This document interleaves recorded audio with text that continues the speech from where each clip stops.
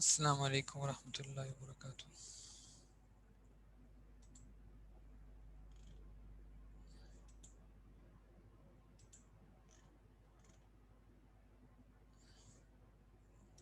السلام علیکم ورحمۃ اللہ وبرکاتہ.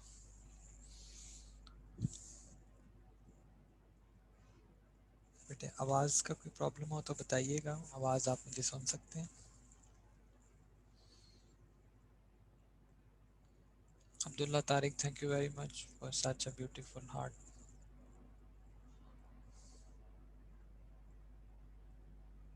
اگر یہ میرے لیے تھا تو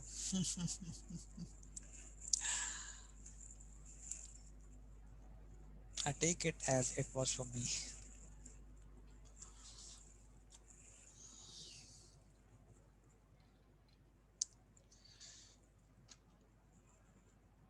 Oh, thank you very much.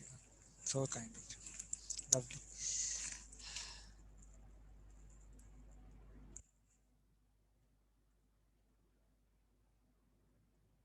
دل تو ویسے ایک ہی کے لیے ہوتا ہے عبداللہ, تو ذرا تم اس کو وہ کر لو, ریویو کر لو.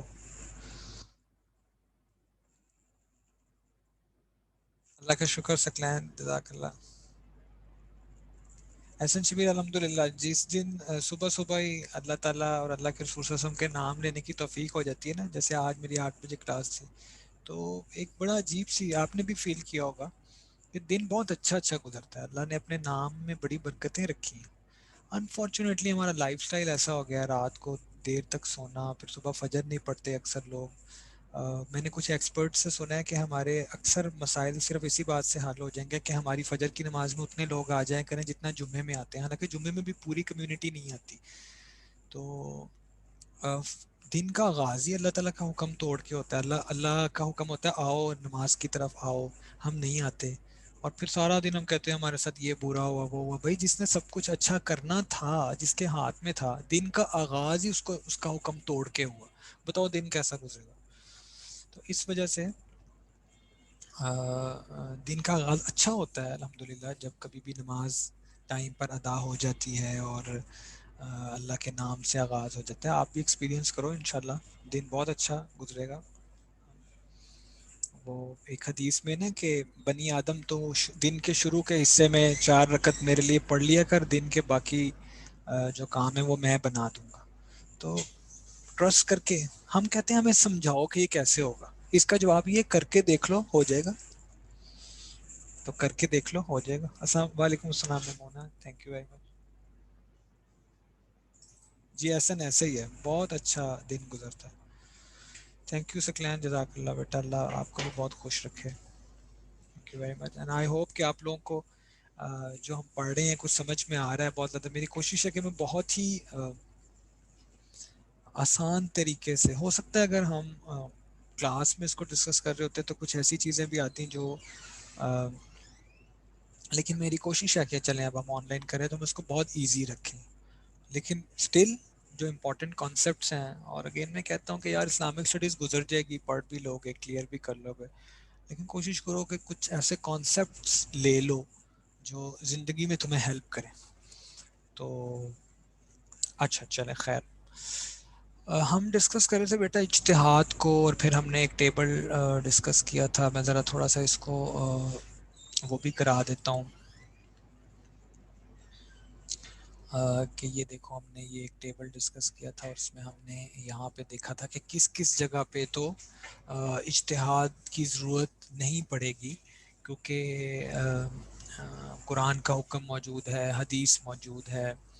اور کون سی ایسے جگہیں ہیں جہاں پر there are multiple text but still you need اجتہاد اور اینالوجیکل ڈیڈکشن. وہ ہم نے پڑھا تھا کہ دیکھیں اگر ڈفرینٹ ورسز آ جائیں اور ہمیں ان کا آرڈر نہ پتہ ہو تو پھر اجتہاد کرنا پڑتا ہے, تھوڑی سی عقل یوز کرنی پڑتی ہے. لیکن جو اجتہاد کا اسپیکٹرم ہوتا ہے وہ it is narrow, it is surrounded by the premises of Quran and حدیث. یہ نہیں ہو سکتا کہ میں اپنی عقل کی وجہ سے قرآن اور حدیث کو بالکل سائڈ پہ کر دوں. تو 3 جگہ ہم نے ہائی لائٹ کی تھی جہاں جہاں اجتہاد کی, اس پورے چارٹ میں اگر مجھے قرآن اور سنت سے اپنے کسی مسئلے کا حل چاہیے تو 3 جگہ تھی جہاں پر مجھے قرآن اور سنہ کی روشنی میں اجتہاد کی ضرورت محسوس ہوئی تھی. آپ میں سے اگر کوئی لکھ سکے کہ وہ کون کون سی 3 جگہیں ہیں اس چارٹ میں.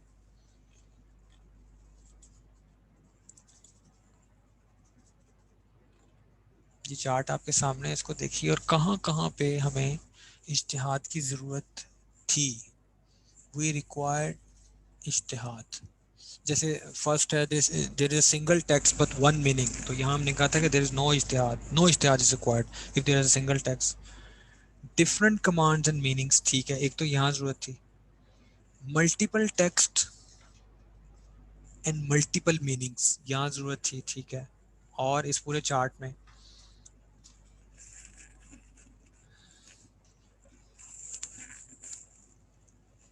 ایک اور جگہ رہ گئی ہے، وہ بتائیے اور پھر میں وہی ہم نے کرنا ہے. سیم کمانڈس تو ہو گیا نا، same commands but we don't know the sequence, تو وہاں پہ ضرورت ہے. یس وہ ہو گیا.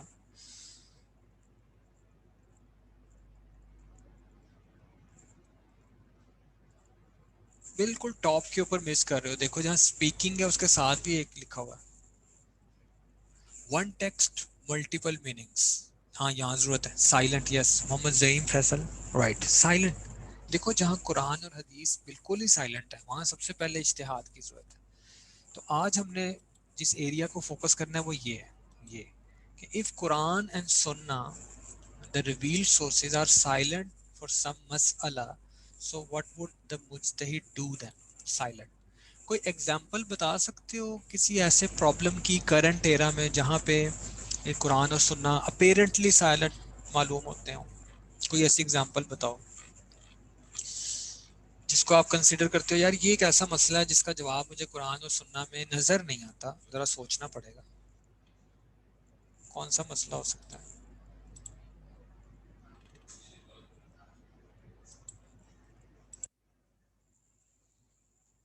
یس اینی ون. آپ نے یہ سنا ہے آئی وی ایف سی، اس کے بارے میں سنا کسی نے؟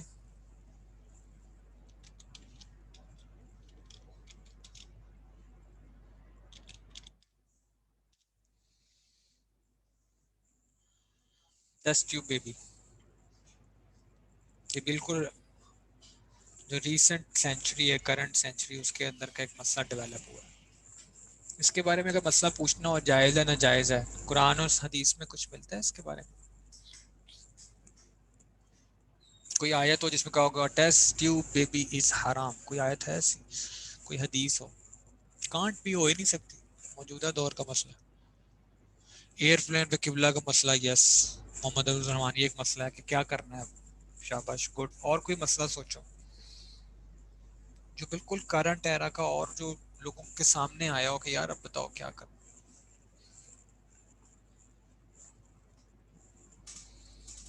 اسموکنگ کے بارے میں کیا خیال؟ اسموکنگ کے بارے میں قرآن کچھ کہتا ہے یا حدیث؟ سگریٹ کے بارے میں، شیشہ کے بارے میں؟ ہاں نو. ویسے ترقی ہو گئی ہے پاکستانیوں کی بھی، پہلے وہ شادی میں دودھ پلائی کی رسم ہوتی تھی، اب شیشہ پلائی کی بھی آ گئی ہے. پاکستانی بہت آگے جا رہے ہیں ایسے کاموں میں. آرگن ڈونیشن، یس محمد عبد الرحیم اختر، آرگن ڈونیشن اس کے بارے میں کیا کرنا ہے کیا نہیں کرنا، آیا قرآن حدیث کچھ کہتی ہے کہ نہیں، دیکھنا پڑے گا. جی بلال ایوب ایسے ہو چکا ہے. اب تم پلاننگ مت شروع کر دینا. I was saying this ironically. اچھا چلو ایک مسئلہ آپ کے سامنے رکھتے ہیں. یہ بتائیے کہ نماز جو ہے، نماز پڑھنی ہو تو نماز پڑھنے کی یہ اچھا جنت کی کنجی کیا ہے، جنت کی چابی، جنت میں جانا ہو تو کیا کرتے ہیں، کیا چیز چاہیے جنت کے لیے؟ the key of Jannah is namaz and the key of namaz is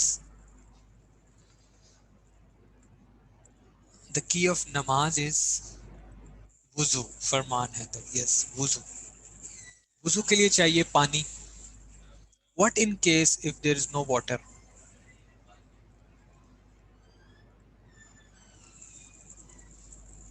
تیمم، میمونہ صدف تھینک یو ویری مچ. تیمم قرآن میں آیت موجود ہے، یا ایھا الذین آمنوا اذا قمتم الی الصلاۃ فاغسلوا وجوہکم وایدیکم. سورہ نساء میں بھی آتی ہے، سورہ مائدہ میں بھی آتی ہے. قرآن مجید نازل ہو رہا ہے ایک ایسے ایریا میں جہاں ہر طرف صحرا ہے، ڈیزرٹ ہے. کیا یہ پاسبلٹی تھی کہ یہ تو پاسبلٹی تھی کہ ہاں پانی موجود نہیں ہے، کہ یہ پاسبلٹی تھی کہ پانی نہیں ہے تو پھر ریت بھی موجود نہیں ہے؟ Was that possible in that era? اس کا کوئی سوچ بھی سکتا تھا کہ چلو پانی تو نہیں ہے، صحرا ہے، ریت بھی نہیں ہو سکتی؟ نہیں، یہ پاسبل نہیں تھا اس زمانے میں. لہٰذا اس کے بارے میں ہمیں کوئی حکم اپیرنٹلی نظر نہیں آتا. اب آپ فرض کر لیجئے کہ آپ کو یہاں سے جانا ہے مونٹریال یا ٹورنٹو. بہت لمبی فلائٹ ہوتی ہے کینیڈا جانا ہو تو. یہاں سے پہلے آپ ہیتھرو جاتے ہو، ہیتھرو اسٹے ہے، پھر ہیتھرو سے آگے 7 آورس کی فلائٹ ہے، اور 6 to 7 آورس تک نیچے اٹلانٹک ہے. اور اٹلانٹک کا آپ کو پتہ ہے کتنا خوفناک قسم کا وہ اوشن ہے. 7 آورس کے لیے نیچے اوشن ہوتا ہے. اور بائی دا وے آپ میں سے کبھی کوئی ناردرن ایریاز میں گئے ہو تو جب آپ کمپیئر کرتے ہو اپنے آپ کو تو کیا چیز محسوس ہوتی ہے when you are standing there in between بڑے بڑے پہاڑ اور سب کچھ اتنے بڑے بڑے درخت؟ کیا چیز محسوس ہوتی ہے؟ یہ ایسی باتوں میں ایک بات آ گئی. یس، چھوٹا پن، فریشنس بھی ہے، لیکن میں کمپیئر کر رہا ہوں. آپ کو پتہ چلتا ہے یار میری کیا ویلیو ہے. یاد رکھو انسان کے اندر کی عاجزی، اللہ تعالیٰ کو پہچاننا، یہ سب سے پہلے نیچرل انوائرمنٹ کے اندر ہوگا. جو ہر وقت office table chair online computer اس کے آگے بیٹھا رہے گا، اس کے اندر یہ چیز ڈیولپ ہونا بہت مشکل ہے. آج میرے اندر جو بڑا پن ہے اس لیے کہ میں ایک کرسی کے اوپر بیٹھا ہوں، میرے سامنے بھی 2 چیئرز پڑی ہیں، میں کبھی گیا ہی نہیں. لیکن جب میں کسی پہاڑ کے آگے کھڑا ہوں گا تو مجھے پتہ چلے گا میں کتنا چھوٹا ہوں. جب میں سمندر کو دیکھوں گا تو مجھے پتہ چلے گا میری ویلیو کیا ہے. ٹھیک ہے، تو اس لیے کبھی کبھی ایکسپلور کرنا چاہیے ان جگہوں کو، تاکہ انسان کا یہ جو دماغ میں بھرا ہوا ہے نا غرور، یہ ختم ہو کہ تمہاری ویلیو کیا کائنات میں. کبھی آسمان کو دیکھنا چاہیے، یہ کتنا وسیع ہے، اور یہ سب رب کی مخلوق ہے. تو پھر رب کتنا بڑا ہوگا. اللہ اکبر جب ہم کہتے ہیں تو اس کا مطلب اللہ سب سے بڑا ہے. تو یہ انسان کو ذرا تھوڑا سا ڈاؤن ٹو ارتھ لاتی ہیں چیزیں. تو وہ آپ اٹلانٹک سے گزرتے ہو، اس کے بعد آپ کینیڈا جاتے ہو. فرض کرو یار آپ پی آئی اے کے تھرو جا رہے ہو. ٹھیک ہے، سوری میں بھی اتنا ہی پیٹریوٹک ہوں جتنا آپ ہے، لیکن معذرت کے ساتھ جو پی آئی اے میں ہو رہا ہوتا ہے، P I A is just like a big lorry. ٹھیک ہے، وہ ابھی جہاز نیچے ہوتا ہے، لاہور ابھی آیا نہیں ہوتا، ابھی اترا نہیں ہوتا، تو لوگ کھڑے ہو جاتے ہیں کیبنٹ کھولنے کے لیے. جیسے وہ لاری والا کہتا ہے نا جی اسٹیشن آ گیا آپ کا، اس نے بھی کھڑا ہونا ہے، اپنے اس کے اوپر لگنا ہے جا کے اسٹیشن پہ، پھر کوئی اس کے دروازے کھلنے ہیں، پھر تم نے جانا ہے. لیکن نہیں، ابھی وہ لینڈ نہیں کیا ہوتا تو لوگ کھڑے ہو جاتے ہیں، اور وہ کبٹ میں سے کوئی سامان آپ کے ادھر مارے گا، کوئی ادھر مارے گا. اور ایک اور فیوریٹ کام ہوتا ہے اگر آپ میں سے کسی کو ٹریول کرنے کا اتفاق ہوا، پانی ایسے گھنٹے میں ختم ہوتا ہے. پانی بہت محدود ہوتا ہے، تو آپ آدھے پونے گھنٹے بعد جاؤ تو بس اللہ توکل، اپنی پانی کی بوتل اپنے ساتھ رکھو. پانی پونی کوئی نہیں ہوتا، خاص طور پہ پی آئی اے کا تو یہ ایکسپیرینس ہے. تو فرض کر لیجیے کہ آپ جا رہے تھے اور پانی بھی ختم ہو گیا، اور درمیان میں چونکہ اتنی لمبی فلائٹ ہے تو 2-3 نمازوں کا ٹائم تو آئے گا. اب آپ اس صورتحال میں پھنسے ہوئے ہو کہ نہ تو وضو کے لیے پانی ہے اور نہ تیمم کے لیے پاک مٹی ہے. اب نماز پڑھنی ہے تو کیا کریں گے؟ مجھے بتاؤ قرآن اور حدیث میں اس کا جواب کہاں سے ڈھونڈو گے؟ نماز کیسے پڑھیں گے؟ پانی بھی نہیں ہے، تیمم بھی نہیں ہو سکتا، قبلے کا بھی نہیں پتہ چل رہا، کھڑے بھی ہو سکتے ہیں کہ نہیں ہو سکتے. سائلنٹ ہے، یس سائلنٹ ہے. تو کیا کرنا پڑے گا؟ نیت کر لیں. نیت تو ہے ہی، حکم کیا ہوگا؟ زور کا ٹائم ہوا ہوا ہے، جب وہ ختم ہو جائے گا نماز کا اذان ہے. یس وی نیڈ اجتہاد. تو دیکھو یہ بات جو آج میرے آپ کے سامنے پیش آئی ہے، جو دین کے ایکسپرٹس ہیں جنہیں دین کی فکر تھی اور وہ چاہتے تھے کہ وہ لوگوں کو، ہمیں فقہ کی بات کی کہ دین میں گہری سمجھ اور دین میں بس گہرائی میں اتر جانا، وہ لوگ کہاں کی سوچ گئے. میں ایک ایکسپرٹ کے بارے میں پڑھ رہا تھا کہ وہ مور اور لیس 1 ملین، 10 لاکھ، آج 10 لاکھ گننا پڑے نا تو پتہ نہیں کتنا ٹائم لگے. وہ 10 لاکھ اس طرح کے مسائل سوچ کر لکھ کر امت کو دے کے چلے گئے ہیں آج سے 1400 سال پہلے. یعنی اتنا انہوں نے کام کیا ہے امت کے لیے. تو اب دیکھو کہ اس کے بارے میں مختلف مجتہدین نے کس طرح کام کیا. دیکھو یہ ہے حسن طارق کے قضا کر لیں گے، لیکن اس کی کوئی دلیل بھی تو ہونی چاہیے نا، تو آئیں وہ کچھ دلائل آپ کے سامنے میں رکھتا ہوں۔ سب سے پہلے امام مالک کا دیکھیے جو سیکنڈ نمبر پہ ہے، تھوڑی اس کی ترتیب ٹھیک ہونے والی۔ امام مالک یہ کہتے ہیں کہ in this case if you neither have water nor پاک مٹی اور سینڈ ٹو ڈو تیمم، نہ تو تم نماز ادا کرو گے، نائدر ناؤ کا مطلب ہے ادا کرنا، نور لیٹر قضا، ٹھیک ہے۔ ایک اور صاحب ہے وہ کہتے ہیں کہ آپ ابھی بھی پڑھو گے پرے ناؤ اینڈ میک قضا لیٹر، لیٹر سے مطلب ہے کہ آپ کا جو پلین ہے وہ لینڈ کر گیا تو آپ دوبارہ پڑھنی ہے، ان کا فتویٰ یہ ہے۔ ایک اور صاحب کا فتویٰ یہ ہے کہ آپ ابھی تو پڑھ لیں گے لیکن کوئی قضا نہیں ہوگی، امام احمد بن حنبل رحمۃ اللہ علیہ، یو ول پرے ناؤ بٹ ناٹ قضا۔ اب دیکھو سوال پیدا ہوتا ہے کہ کیسے پڑھ سکتے ہیں، نہ وضو کیا نہ تیمم کیا، تو کیوں انہوں نے فتویٰ لگایا؟ اور امام ابو حنیفہ رحمۃ اللہ علیہ کہتے ہیں ابھی نہیں پڑھنی، جب لینڈ کر جاؤ گے تو پھر اس کی قضا پڑھنی، ان کے پاس بھی دلیل ہے، ٹھیک ہے۔ اب ان سب کی دلائل دیکھیں۔ پہلے جو صاحب ہے نا امام مالک، جنہوں نے کہا نہ ابھی نہ بعد میں، انہوں نے اس مسئلے کو جب سوچا تو اس کا جواب قرآن میں ڈھونڈنا شروع کیا، اور ڈھونڈتے ڈھونڈتے وہ سورہ بقرہ کے آخری رکوع پر پہنچ گئے، اور سورہ بقرہ کے آخری رکوع میں کہا تھا لا یکلف اللہ نفسا الا وسعها، اللہ doesn't task a soul beyond its capacity، اللہ تعالیٰ کسی بھی جان کو اس سے بڑھ کے نہیں آزماتے جتنی کہ اس کی کیپیسٹی ہوتی ہے، ٹھیک ہے۔ تو اس وقت جو ہے، اس وقت چونکہ اس کے پاس پانی نہیں ہے تو، اور وہ کر بھی نہیں سکتا انتظام، آسمان پہ ہے ایسی جگہ پہ کہ پانی کا ارینجمنٹ نہیں کر سکتا، زمین پر ہوتا تو چلو کہیں نہ کہیں ڈھونڈ لیتا، انلیس انٹل نماز کا وقت نہ نکل جائے اس سرچ میں، اور نہ ہی تیمم کا کوئی انتظام ہے۔ تو اس آیت کے مطابق اللہ تعالیٰ جو فرما رہے ہیں کہ لا یکلف اللہ نفسا الا وسعها، اس کے اوپر نماز نہ اس ابھی ہے، کیونکہ نہ وہ وضو کر سکتا ہے نہ وہ نماز پڑھ سکتا ہے، وضو نہیں ہوگا تو نماز نہیں ہوگی، لہٰذا اس کے اوپر نماز نہ ابھی ہے، اور چونکہ ابھی نہیں تھی جس وجہ سے تو بعد میں اس کی قضا بھی نہیں ہوگی۔ اور اس کے پیچھے جو ہے نا وہ دلیل سورہ بقرہ کی آیت ہے جو یہاں لکھی ہوئی ہے، اللہ ڈزنٹ ٹاسک سال، خود سے یہ بات نہیں کہی، اپنی مرضی نہیں دکھائی کہ نہ ابھی پڑھنی ہے، بات دلیل دی ہے اس کی۔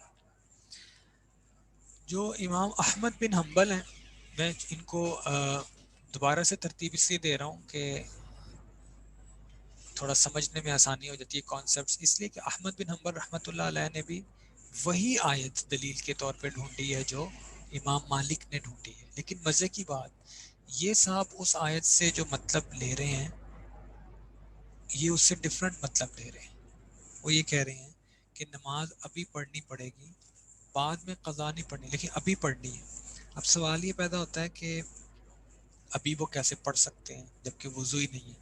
تو یہاں امام احمد کہتے ہیں کہ اللہ تعالیٰ یہ جو فرما رہے ہیں کہ لا یکلف اللہ نفسا الا وسعها، کہ اللہ تعالیٰ وسعت سے بڑھ کے نہیں آزماتے، تو دراصل یہ شخص نماز نہ پڑھنے پر قادر ہے یا وضو نہ کرنے پر قادر ہے؟ تو اس کا جواب یہ ہے کہ نماز پڑھ سکتا ہے، ہاتھ پیر ہلا لے، وضو نہیں کر سکتا، لہٰذا یہ جو آیت ہے یہ اپلائی ہوگی وضو پر، اور اس کو وضو کی چھوٹ مل جائے گی، جبکہ یہ جو ہاتھ اٹھانا ہے ایسے تکبیر پڑھنا ہے اور یہ وہ اس پہ یہ قادر ہے تو یہ آیت اس پہ اپلائی نہیں ہوگی، لہٰذا یہ ویسے ہی نماز پڑھ لے گا۔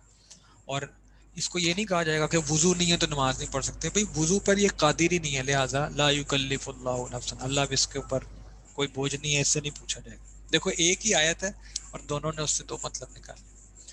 تیسرے جو صاحب ہیں انہوں نے بھی ایک ہٹ کے فتویٰ دیا، امام شافعی، وہ کہتے ہیں یہ ابھی بھی پڑھے گا بعد میں بھی پڑھے گا، ابھی بھی نماز ادا کرے گا بعد میں بھی پڑھے گا۔ اور انہوں نے جو ہے نا وہ دو آیات جو ہیں وہ نکالی، ایک آیت جو ہے وہ سورہ نساء ورس نمبر 103 ہے، جس کے مطابق ان الصلاۃ کانت علی المؤمنین کتابا موقوتا، ٹھیک ہے، کہ نماز جو ہے وہ یہ دیکھیں جو اس میں لکھا ہوا ہے فرسٹ آیا اسٹیبلش فضیلہ آف صلاح آن ٹائم، یہ آیت کہتی ہے کہ نماز جو ہے مسلمانوں پر، آپ اکثر جو بوائز مسجد جاتے ہیں وہاں پہ ایک گھڑی لگی ہوتی ہے اس کے نیچے یہ آیت لکھی ہوتی ہے سورہ نساء کی، ان الصلاۃ کانت علی المؤمنین کتابا موقوتا، کہ نماز مسلمانوں پر مقررہ وقت پر فرض کی گئی ہے، لہذا ہر نماز کا ایک وقت ہے، اس کے بعد وہ قضا ہو جاتی ہے۔ اور دوسرا حکم ہے وہ سورہ مائدہ کی ورس نمبر 6 ہے، وَإِذَا قُمْتُمْ إِلَى الصَّلَاةِ فَاغْسِلُوا وُجُوهَكُمْ وَأَيْدِيَكُمْ، کہ جب نماز پڑھنے لگو تو تم اپنا چہرہ اور ہاتھ، یعنی وضو کا جو حکم آ رہا ہے۔ تو امام شافعی کہتے ہیں کہ اس وقت ایک ایسا شخص جو جس کے پاس نہ پانی ہے اور نہ مٹی ہے، اس کے اوپر وہ والی آیت تو اپلائی رہے گی، ان الصلاۃ کانت علی المؤمنین، کہ ٹائم آ گیا اور ٹائم پر نماز پڑھنا فرض ہے، وہ اپلائی رہے گی۔ اور یہ جو وضو والی آیت ہے یہ حکم ہولڈ پر چلا جائے گا، کیونکہ وہ اس پر قادر نہیں ہے۔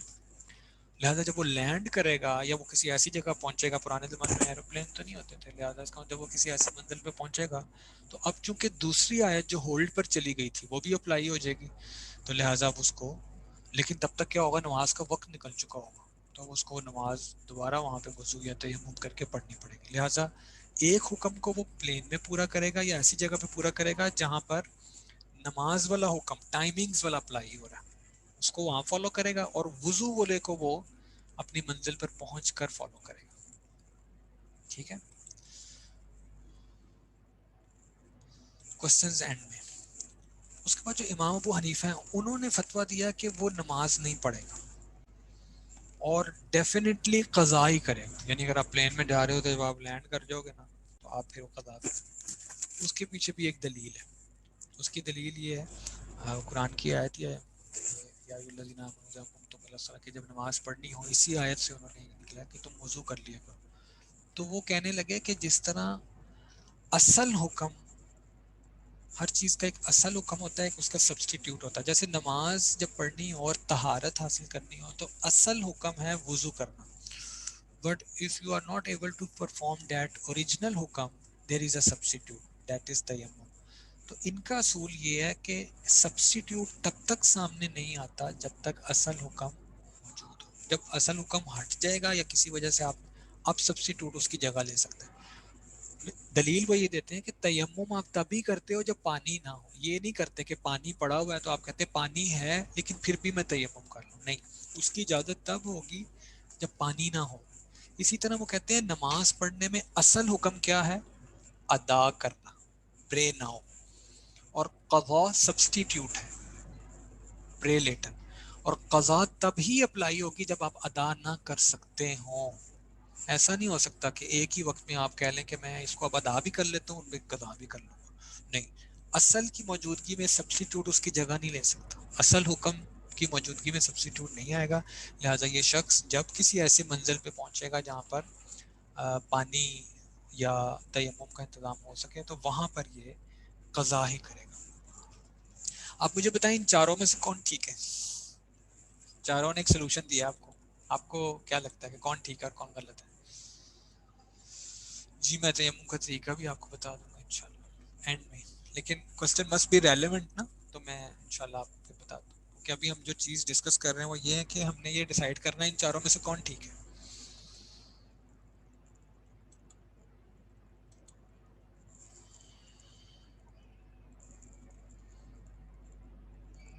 سر غلط تو نہیں کہہ سکتے، ٹھیک ہے، چاروں ہی ٹھیک ہیں، طلحہ ٹھیک ہے۔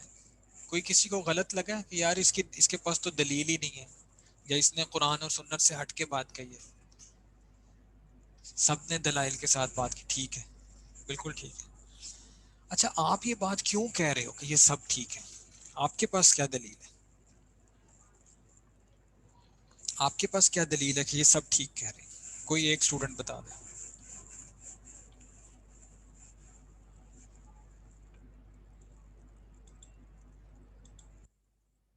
جی اینی ون آف یو، آپ کیا دلیل دو گے کہ یہ چاروں ٹھیک ہیں؟ جی چاروں نے دلائل سے بات کی۔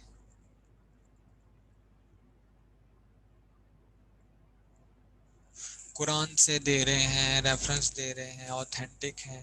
آپ کو اس طرح پتا چلا کہ آپ کے سامنے آیتیں آ گئیں، آپ نے ان کو چیک کر لیا، ہاں قرآن ہی کی آیات ہیں، حدیثیں ہیں، خود آپ نے ان کو چیک کر لیا، ریفرنس دیکھ لیا، آپ نے ان کو صحیح کیا، تو آپ نے کہہ دیا جی ٹھیک ہے۔ فرض کر لیجئے آپ کو ان چاروں کے دلائل پتہ نہ ہوتے کہ امام شافعی نے کیا کہا، احمد بن حنبل نے کیا کہا ہے، تو کیا آپ اس پوزیشن میں تھے کہ آپ یہ تبصرہ کر سکتے کہ ان میں سے کون ٹھیک ہے اور کون نہیں؟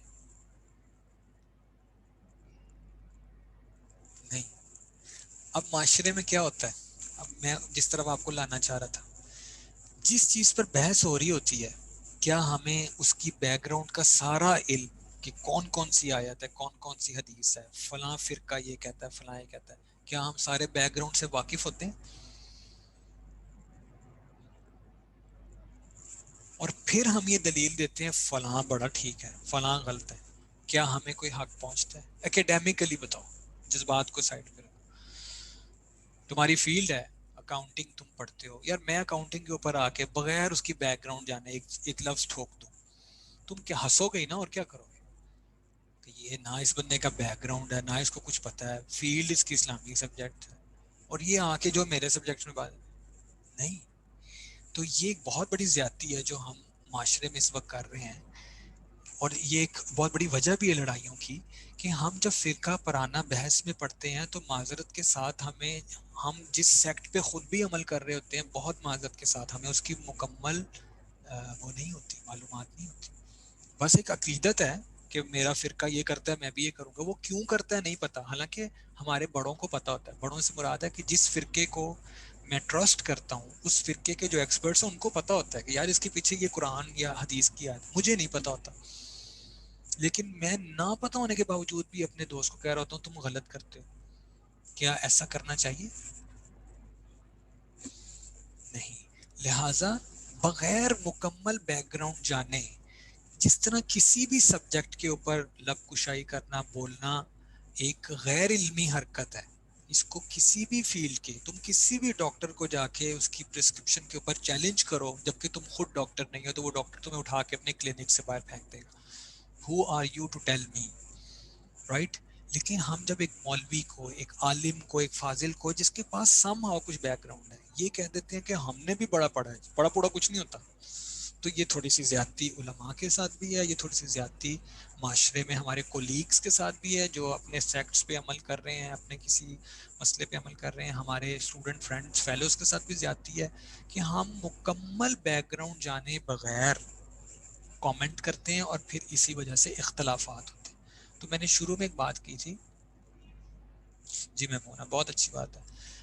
میں نے شروع میں ایک بات کہی تھی کہ ہمیں اس ایک پروفیشنل، ایک ایکیڈیمک رویہ اپنانا ہے، اور ہمیں یہ جاننا ہے کہ ہم جس بھی اس پہ ہمیں اختلاف کرنا ہے، مخالفت نہیں کرنی. اور یاد رکھو اختلاف کے لیے علم کی ضرورت ہوتی ہے. تو اگر تمہارا انٹرسٹ ہے کہ تم کسی کو کنونس کرو کہ نماز یہ پڑھنا زیادہ فضیلت رکھتی ہے، یا تین طلاق کا مسئلہ ایسے ہوتا ہے، یا فلاں سیکٹ جو ہے وہ فلاں مسئلے میں وہ زیادہ حدیث کے قریب ہے، تو پھر اس سے پہلے ضروری ہے کہ تم اس مسئلے کے اوپر جتنی بھی ریسرچ ہوئی ہے، جس نے جو دلائل دی ہے، تم پہلے ان کا ایک کمپریہنسو نالج تو حاصل کرو، ایک ریویو تو کرو. کیا کیا آیتیں پڑھی گئی ہیں، کیا کیا حدیثیں کوٹ کی گئی ہیں. اگر ایک سیکٹ ہے، دیکھو ان سب کے پاس آیات موجود ہیں لیکن سب آپ کو مختلف مسئلہ بتا رہے ہیں، رائٹ؟ ایک تو یہ میسج تھا جو آپ لوگوں نے الحمدللہ سے اتفاق کیا.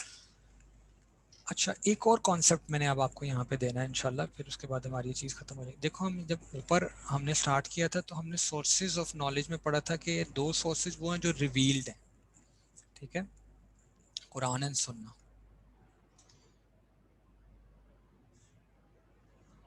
جی جی حسنین بالکل ہیں، میں انشاءاللہ اس کے اوپر بات کرتا ہوں. اس کا ایک شارٹ آنسر سن لو، ویسے آنسرز میں اینڈ میں دوں گا، کہ جس کے پاس بھی علم ہے نا، جو اہل علم ہے وہ ہمیشہ اکٹھے ہوں گے. ان کو پتہ ہے کہ یہ اختلافات، اور جن کے اندر علم نہیں، ڈھول خالی ہوتا ہے اندر سے، جس کے پاس کچھ نہیں ہوتا نا وہ بچتا ہے بہت زیادہ. اہل علم جانتے ہیں کہ یہ صرف فضیلت کا، فضائل یہ زیادہ بہتر ہے، یہ اس کا اختلاف ہے. دین میں 80-90% لوگ متفق ہیں، جو 5-10% اختلافات ہیں وہ اس بات کے اختلافات ہیں کہ یار یہ چیز زیادہ افضل ہے یا یہ زیادہ ہے، بس افضل ہے نان افضل کی بات. حلال حرام جائز ناجائز یہ 80-90% سب کا اتفاق ہے. اس وجہ سے جہاں علم ہوگا نا وہاں پہ سب لوگ اکٹھے ہوں گے، وہاں برداشت بھی ہوگی، وہاں ماتھے کے اوپر تیوڑیاں نہیں پڑیں گی، وہاں پہ ایک دوسرے کی بات سننے کا جذبہ ہوگا. جتنی مرضی فاسٹ بال کرا لے، بیٹسمین کو پتا ہوتا ہے کہ یار میں نے اس کو کیسے کھیلنا ہے، اسی وجہ سے وہ بیٹسمین کراتا ہے. تو ایسا نہیں ہے کہ جذبات کی وجہ سے وہ بڑے مجتہد ہیں پاکستان میں بھی، میں انشاءاللہ آپ کو بتاتا ہوں. دو سورسز تھے، اور دو ہم نے کہا تھا کہ نان ریویلڈ ہیں. اس میں ہم نے اجتہاد کو بہت ڈیٹیل سے ڈسکس کر لیا. اجماع کا کانسیپٹ تھوڑا سا کلیئر کرتا ہوں، اور اس کو کلیئر کرنے کے لیے یہ سائلنٹ ہی کی ایک اور ایگزامپل لے لو. اسموکنگ. اسموکنگ کے بارے میں اگر مجھے فتویٰ ڈھونڈنا ہے تو نہ مجھے کوئی حدیث ملتی ہے جس میں پتہ چلے کہ وہ جو سگریٹ ہے خاص طرح کا وہ ہوتا ہے چھوٹا سا، اس کو پینا منع ہے، یا سگار ہے، یا نہ قرآن کی کوئی آیت ملتی ہے. تو مجھے بتاؤ اگر اسموکنگ کے بارے میں مجھے کوئی آیت ڈھونڈنی ہو تو کون سی آیت ہے جس میں تھوڑا بہت اس سے ریلیونٹ کوئی مجھے اشارہ مل سکتا ہے، یا میں کس طرف جاؤں گا؟ یہ چونکہ آسان ہے اس لیے میں نے آپ سے کوشچن پوچھا. آپ سب کو پتہ چل سکتا ہے کہ کون سی آیت ہو سکتی ہے جس میں مجھے پتہ چلے something relevant to intoxication, اپنے آپ کو نقصان پہنچانے والی آیت. جی بہت اچھے فرمان، بہت اچھے بتے. ہر نشاور چیز حرام ہے، خودکشی حرام ہے، ٹھیک ہے. اپنے آپ کو نقصان پہنچانے والی آیت سورہ بقرہ میں. سر ویسے جو چیز آپ کو سرور دیتی ہے وہ حرام ہے. اچھا کون سی چیز ہے جس کو قرآن نے حرام قرار دیا ہے جو نشہ آور ہوتی ہے؟ دیٹ از خمر، الکوہل. Yes, alcohol. تو سگریٹ الکوہل تو نہیں ہوتا، تو کیا اس کے اوپر حرام ہونے کا فتویٰ دیا جا سکتا؟ نہیں. لیکن ابھی جو فرمان نے بات کہی کہ قرآن کی ایک آیت ہے سورہ بقرہ کی، وَلَا تُلْقُوا بِأَيْدِيكُمْ إِلَى التَّهْلُكَةِ، اپنے آپ کو اپنے ہاتھوں سے ہلاکت میں مت ڈالو. تو سگریٹ پینے والا کہتے ہیں چاہے فوراً نہ مرے لیکن وہ آہستہ آہستہ موت کے قریب ہو رہا ہوتا ہے. اور ای سی سی ایپیتھیلیل سیل کارسینوما کینسر کی ایک ٹائپ ہے جو اورل کیویٹی میں ہو جاتا ہے، وہ اس کو ہو جاتا ہے. C O P D, cardiac obstructive pulmonary disease. جتنے بزرگ جاتے ہیں ہاسپٹل میں تو یہ آڈیما آف لنگس کی ایک بیماری ہوتی ہے جو آپ کے ہارٹ کو بھی متاثر کرتی ہے. دانت بڑے خوبصورت ہو جاتے ہیں سگریٹ پینے والے کے، نظر دور سے ان کی پیلی پیلی چمک نظر آ رہی ہوتی ہے. تو الٹیمیٹلی جو ہے نا یہ موت کی طرف لے جا رہا ہوتا ہے. اس بنیاد پر ایک گروپ یہ فتویٰ دے گا کہ اٹ از حرام بیکاز قرآن سیڈ وَلَا تُلْقُوا بِأَيْدِيكُمْ إِلَى التَّهْلُكَةِ.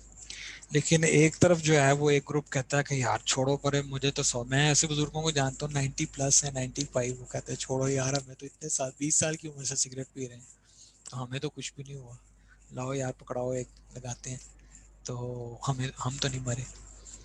تو دوسرا گروپ کہتا ہے کہ موت یقینی نہیں ہے، ٹھیک ہے یہ کینسر میں انوالو کر سکتی ہے، کارڈک آبسٹرکٹیو پلمنری ڈیزیز ہو سکتی ہے، سیل کارسینوما ہو سکتا ہے، لیکن کسی بھی صورت میں موت یقینی تو نہیں ہے. لہٰذا وہ کہتے ہیں کہ چلو ہم مکروہ پہ بحث کر لیتے ہیں، مکروہ تنزیہی اور مکروہ تحریمی، جو حلال کی یہ دونوں لیولز ہیں مکروہات کے، انشاءاللہ اپنے وقت پہ ان کو بھی ڈسکس کریں گے. لہٰذا لیکن ہم اس کو حرام نہیں کہہ سکتے. اب فرض کرو تمہیں یا مجھے یا ہم میں سے کسی کو سگریٹ پینا ہے اور ہمیں فتویٰ چاہیے کہ یہ ناجائز ہے یا جائز ہے. تو وہ جو گروپ 1 ہے جو یہ کہہ رہا ہے کہ وَلَا تُلْقُوا بِأَيْدِيكُمْ إِلَى التَّهْلُكَةِ، جب اس گروپ کے پاس جا کے فتویٰ لوگے تو کیا فتویٰ ملے گا، جائز کا یا ناجائز کا؟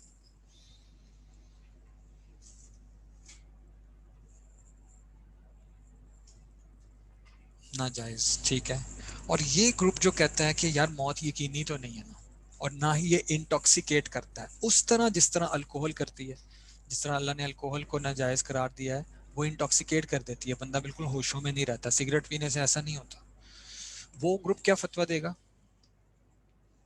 جائز. میمونہ ٹھیک ہے جائز، محمد طیب ٹھیک ہے، محمد ایزان اظہر ٹھیک ہے جائز. اب جب دونوں گروپس دونوں علماء کے گروپس ایکسپرٹس کے دونوں جگہوں سے تم فتویٰ لے کے آؤ گے، اب میں تمہیں اپنا رویہ بتانے لگا ہوں، تو کیا تم یہ نہیں کہو گے یار یہ مولوی کیا چیز ہے، ایک بندہ کہہ رہا جائز ہے ایک کہہ رہا ناجائز ہے، مولویوں کی تو ایک بات ہی نہیں ہوتی. تو تمہارا کیا یہ کہنا جسٹیفائڈ ہے؟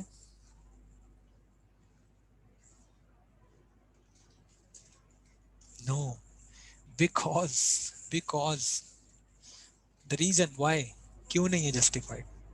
ہم بہت سارے معاملات میں یہ کرتے ہیں کہ یہ مولویوں کو دیکھ لو جی، یہ کسی چیز کو حلال کہہ رہے ہوتے ہیں کسی کو حرام کہہ رہے ہوتے ہیں، ان کی ایک آپس میں ایک بات نہیں ہے، ہم نے کیا عمل کرنا ہے اس پہ، ٹھیک ہے، لہٰذا چھوڑو اس مولوی کو بھی چھوڑو اس کو بھی چھوڑو. کبھی سگریٹ چھوڑو گے کہ یہ مولوی کہتا ہے ناجائز ہے، یہ کہتا ہے جائز ہے، لہٰذا سگریٹ کے معاملے کو ہی چھوڑ دو؟ نہیں. پینا ہے تو پی کر رہو گے، پینا ہے تو پی کر رہو گے. پتہ ہے یہ دو مختلف فتوے کیوں آ رہے ہیں؟ اس لیے کہ ابھی تک ان دونوں گروپس کا کنسنسس نہیں ہوا. ایک گروپ کے پاس اپنے دلائل موجود ہیں، دوسرے گروپ کے پاس اپنے دلائل موجود ہیں. انلیس انٹل یہ دونوں اپنی ریسرچ، اور research is a gradual process, ہو سکتا ہے 1 سال تک ریسرچ جاری رہے، ہو سکتا ہے 10 سال تک رہے، ہو سکتا ہے 100 سال تک رہے. جیسے میں نے آپ کے سامنے جو پہلے مسئلہ رکھا کہ یہ بڑا مشہور مسئلہ ہے فقہ کی بک میں، بہت مشہور مسئلہ ہے، اس لیے میں نے اس کا انتخاب کیا کہ اگر نماز کے لیے پانی اور تیمم دونوں نہ ہو تو کیا کرنا ہے. اس پہ آج 1400 سال گزر گئے ہیں، اس کا کسی نے ریکنسلیشن کوئی نہیں کر سکا کہ کیا کرنا ہے. تو اتنا ٹائم بھی لگ سکتا ہے. یاد رکھو جب تک کچھ مسائل میں مختلف گروپس ایکسپرٹس کے قرآن اور حدیث کی ریفرنسز کو سرچ کر رہے ہوتے ہیں، معلومات آ رہی ہوتی ہیں، ڈیٹا آ رہا ہوتا ہے، تب تک تو لوگ دنیا میں موجود ہوتے ہی ہیں نا اس پروسیس کے دوران، اور انہوں نے یہ مسئلہ پوچھنا بھی ہے. تو تب تک جو جس گروپ سے پوچھے گا وہ گروپ اس کو اپنی ریسرچ کے مطابق فتویٰ دے گا. کب تک؟ انلیس انٹل تمام ایکسپرٹس ایک پوائنٹ پر اکٹھے نہ ہو جائیں. یعنی ایک گروپ تھا، ایک بی تھا، اے بی کو کنونس نہ کر لے اور بی اے کو نہ کر لے. اور آئی ٹیل یو جو ایکیڈیمک گروپس ہوتے ہیں ان میں انا کی جنگ نہیں ہوتی، یہ امت کے فائدے کے لیے کام کر رہے ہوتے ہیں. حنفیوں نے بہت سارے مسئلوں میں شوافوں کو فالو کیا ہے، شوافے نے بہت سارے مسئلے میں مالکیوں کی بات مانی ہے. کیوں؟ اس میں امت کا فائدہ تھا، ذاتی فائدہ نہیں تھا. تو جو ایکیڈیمک ریسرچ کرنے والے لوگ ہوتے ہیں ان میں ذاتیات نہیں ہوتی کہ میرا کیا بنے گا، لوگ کیا کہیں گے، تم اتنے سال یہ ریسرچ نہیں. وہ دیکھتے ہیں کہ ہاں یہاں پہ یہ ایک ایسی دلیل آ گئی ہے جو ہمیں ایکسیپٹ کرنی ہے، تو وہ امت کے فائدے کے لیے کرتے ہیں. اسی وجہ سے اللہ نے آج ان بڑے لوگوں کا نام محفوظ رکھا ہوا ہے، اور ہم ان تمام لوگوں کا نام بڑی عقیدت و احترام سے لیتے ہیں کیونکہ ان لوگوں نے for the sake of Allah and for the sake of betterment of امہ کام کیا. لہٰذا اس دوران جب فتویٰ لیا جاتا ہے تو وہ مختلف آتا ہے اور ہم اس پہ وہ اعتراض کر دیتے ہیں، جی مولوی مختلف فتوے دیتے ہیں.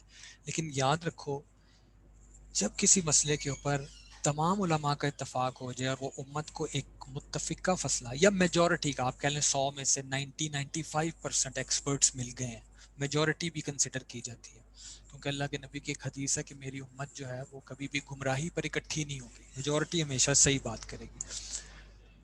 اور امت کو بتا دیا جائے کہ یہ ہمارا اس نئے مسئلے میں یہ سلوشن ہے، تو اس کو اب کہتے ہیں، یہ اوپر آپ دیکھیے یہ کانسیپٹ ہے اجماع کا. اجماع کا اس لیے میں نے آپ سے کہا تھا کہ قرآن اور سنہ کے بعد جو تیسرا لیول ہے وہ اجماع کا ہے، کیونکہ اجتہاد کین بی انڈیویجول پروسیس یا اجتہاد can be a process of a group, لیکن اجماع وہ اجتہادات ہوتے ہیں جس پہ سب لوگوں کا اتفاق ہو گیا یا آلموسٹ سب کا اتفاق ہو گیا. لہٰذا اجماع کا لیول جس کو ہم اسکالرلی کنسنسس بھی کہتے ہیں، اس کا لیول انڈیویجول اجتہاد سے اوپر ہے. کہ اگر آپ نے ایک چیز قرآن میں دیکھی، آپ کو نہیں ملی، سائلنٹ ملا، تو آپ حدیث میں دیکھیں گے، حدیث میں نہیں ملا تو اب آپ اجماع دیکھیں گے کہ کیا اس مسئلے پہ اجماع ہوا ہے امت کا، بڑے لوگوں کا، صحابہ کا، مجتہدین کا، اہل بیت کا، اور اس کے بعد آپ پھر اجتہاد کی طرف آئیں گے. اس سیکونس کو فالو کرتے ہوئے آپ کسی نئے مسئلے کا حل نکالیں گے. ٹھیک ہے. اب ایک کانسیپٹ یہاں پہ اور کلیئر کرتے جائیں اور پھر آگے کی طرف بڑھتے ہیں کہ جو اجتہاد ہیں وہ آج بھی ہو سکتے ہیں یا نہیں ہو سکتے. تو اس کے لیے یہ بات یاد رکھ لیجئے کہ جو اجتہاد ہیں اس کی بیسیکلی 3 ٹائپس ہوتی ہیں. پہلی جو ٹائپ ہے اس کو کہتے ہیں اجتہاد مطلق، یعنی قرآن میں ہے اقیم الصلاۃ آتوا الزکوٰۃ، اب نماز کیسے پڑھنی ہے، زکوٰۃ کیسے دینی ہے، اس پہ لوگ اتنی بات کر چکے ہیں کہ کیا اب تم اجتہاد کر کے یہ تو نہیں سوچو گے نا کہ نماز پڑھنی ہے یا نہیں پڑھنی. کیا اس پہ اجتہاد کرو گے کہ اگر قرآن میں اقیم الصلاۃ تو کیا تم یہ اجتہاد کرو گے کہ نماز پڑھنی ہے یا نہیں پڑھنی؟ بھائی اس کے اوپر اجتہاد کی ضرورت ہی نہیں ہے. بھائی تو ایسے اجتہادات جن کے اوپر ابتدائی لوگ کام کر گئے ہیں، جس میں خاص طور پہ حکم موجود ہے، یہ ایسے کرو، یہ ایسے کرو، یہ ایسے کرو، اس پہ اجتہاد کی ضرورت نہیں ہوتی دوبارہ سے. لہٰذا اس کو ہم کہتے ہیں کہ یہ اجتہاد مطلق ہے، اور یہ اجتہاد اب اس کی کرنے کی ضرورت ہی نہیں ہے، ٹائم ضائع کرنے والی بات ہے. اس لیے ایکسپرٹ کہتے ہیں کہ یہ اجتہاد اب نہیں کرنا چاہیے کوئی، because there is no need. دوسرا جو اجتہاد ہے اس کو کہتے ہیں اجتہاد منتسب. یہ بھی ایک لحاظ سے اجتہاد مطلق کی ایک ٹائپ ہے کہ فرض کرو کچھ اسکول آف تھاٹس تھے، حنفی اسکول آف تھاٹ ہے، شافعی ہے، حنبلی ہے، مالکی ہے، یا جعفری ہے، عباسی ہے، اسی طرح زیدی ہے. یہ جو جتنے بھی اسکول آف تھاٹس ہیں 8 کے قریب قریب اس وقت تقریباً باقی ہیں دنیا میں.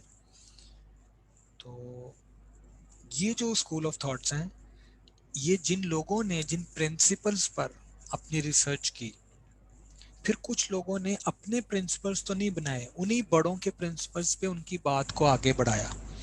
جیسے ایک ٹیچر تھے، انہوں نے کچھ پرنسپل سیٹ کیے، اس کے بعد وہ دنیا سے چلے گئے، تو ان کے اسٹوڈنٹس نے اپنے اصول تو نہیں بنائے، انہی اصولوں کو فالو کرتے ہوئے مزید کچھ ریسرچ کی. تو ایسے اجتہاد کو اجتہاد منتسب کہتے ہیں. تو اب آپ اچھی طرح بتا سکتے ہو کہ کیا یہ اجتہاد ہو سکتا ہے؟ یس، اگر آپ کسی پرنسپلس کو فالو کرنا چاہیں آپ کر سکتے ہیں. اور اجتہاد کی جو تیسری ٹائپ ہے دیٹ از اجتہاد فی المسائل. یہ اجتہاد کی وہ ٹائپ ہے جو قیامت تک جاری رہے گی، کیونکہ جب تک دنیا نے رہنا ہے نئے نئے مسائل، نئے نئے ایجادات، medical sciences, forensic sciences, Islamic banking, finance, اس طرح کی چیزیں سامنے آتی رہیں گی. قرآن مجید میں کہیں ڈیموکریسی کا ذکر نہیں ہے، ڈیموکریسی ہونی چاہیے. بٹ کوائن نہیں ہے، ٹھیک ہے. یہ جو پلاسٹک کرنسی ہے اس کا حکم نظر نہیں آتا ہے. آرگن ڈونیشن ہے، اسموکنگ ہے، ٹیسٹ ٹیوب بیبی ہے. یہ مسائل ایسے مسائل ہیں جو وقت کے ساتھ ساتھ سامنے آتے رہیں گے. تو یہ جو اجتہاد کی ٹائپ ہے، اجتہاد فی المسائل، یہ قیامت تک جاری رہے گا. اس پہ لوگ کام کرتے رہیں گے، ایکسپرٹس. لیکن وہ بات ہمیشہ ذہن میں رکھیے گا جو میں نے شروع میں آپ کو بتائی تھی کہ اجتہاد کرنے کے لیے 13-14 ایلیجبلٹیز ہیں، جس میں سے میں نے آپ کو 5-6، اگر کسی میں وہ صلاحیت ہے تب تو وہ مجتہد ہو سکتا ہے. ہر شخص اٹھ کے اجتہاد نہیں کر سکتا.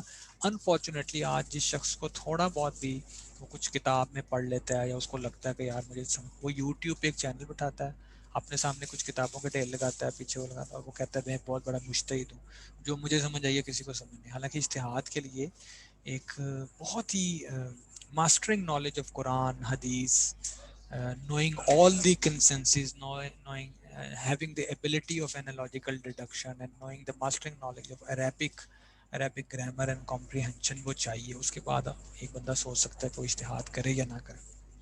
ٹھیک ہے. آج کے لیکچر کی جو لاسٹ سیشن ہے اس میں ہم ایک بہت امپورٹنٹ چیز آپ کے ساتھ میں شیئر کرنا چاہوں گا. وہ یہ ہے کہ جب ہم یہ ڈیسائیڈ کر لیتے ہیں کہ مختلف school of thoughts ah by the way, ان اسکول آف تھاٹس کی ہسٹری کیا ہے اس کے اوپر میں نے ایک لیکچر ریکارڈ کروایا ہوا ہے، میں آپ کے ساتھ شیئر کروں گا. بہت انٹرسٹنگ ہسٹری ہے. اس کے اسکرین شاٹس بھی انشاءاللہ ڈال دوں گا. ایل ایم ایس پہ آپ اس کو ضرور پڑھیے گا کہ ہاؤ مالکی اسکول آف تھاٹ ڈیولپ، حنفی کیسے بنے، شوافی کیسے بنے، فقہ جعفریہ، زیدیہ، عباسیہ، یہ کیسے وجود میں آئے. اور اتنی فقہیں تھیں، اتنے اسکول آف تھاٹ سے کئی سو، آج دنیا میں 8 کیسے رہ گئے؟ آیا یہ ایک نیچرل پروسیس تھا، یہ قدرت کی انتخاب تھا، یا خود بخود لوگوں نے کچھ اس کے لیے محنتیں کی؟ کیا ہوا؟ یہ ایک بڑی انٹرسٹنگ سٹوری ہے. اس کے بارے میں ایک ریڈ آؤٹ انشاءاللہ آپ کو دوں گا، اور اپلوڈ بھی کر دوں گا، آپ اس کو ضرور دیکھیے گا. لیکن اب فرض کر لیجئے کہ جتنے بھی اسکول آف تھاٹس اس وقت موجود ہیں، 2 طرح کے لوگ آپ کو ملیں گے ان اسکول آف تھاٹس کے بارے میں خیال کرنے والے. وہ 2 طرح کے لوگ کون سے ہوں گے؟ پہلے جو لوگ ہوں گے نا وہ یہ کہیں گے کہ we trust the school of thoughts. آخری طور پر ہاں یہ حدیث ٹھیک ہے، یہ ٹھیک ہے، لیکن اس کی ایکسپلینیشن کی ضرورت ہے.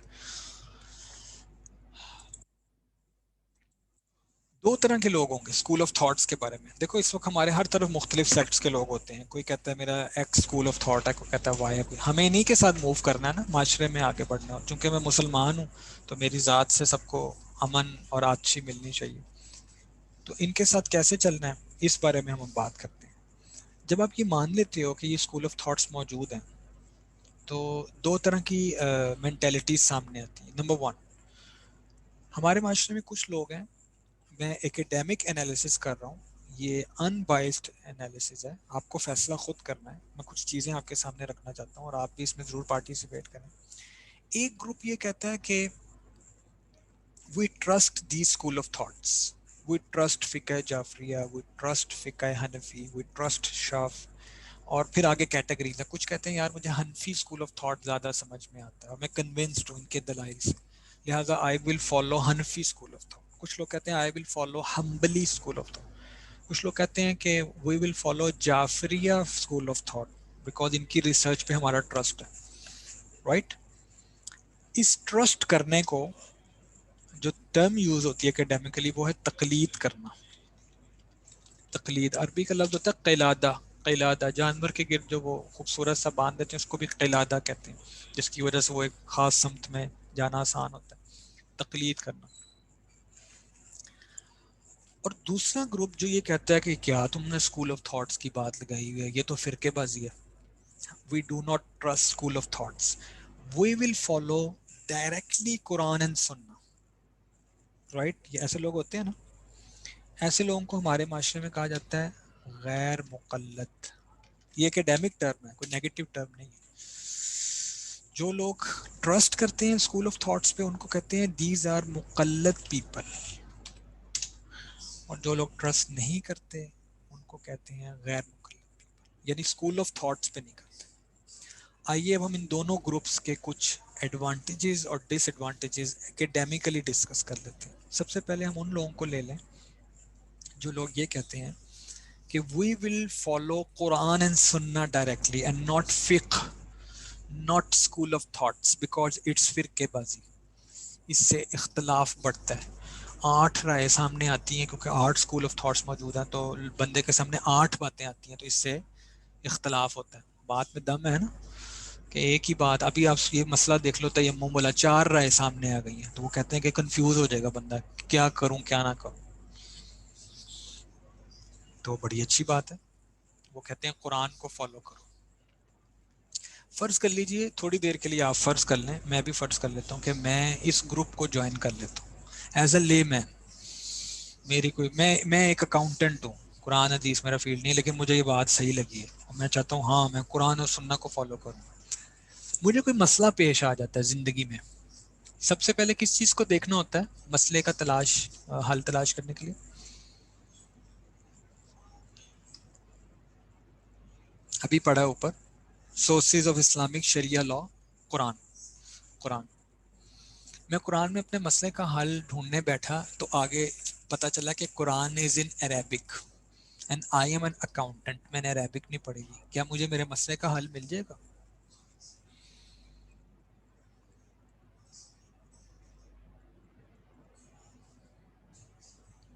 ہاں مل تو سکتا ہے, فرمان کیسے بھلا؟ ایک سلوشن ہے